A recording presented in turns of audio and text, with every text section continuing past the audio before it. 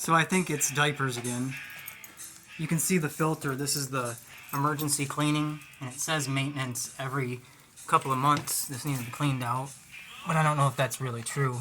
This time, you can see it's completely full of diapers or some type of debris. I did have a heck of a time getting all that water out of there. This is an emergency drain tube. It normally has a little plug in it, and it's sticking up here, and you just drain it down into something.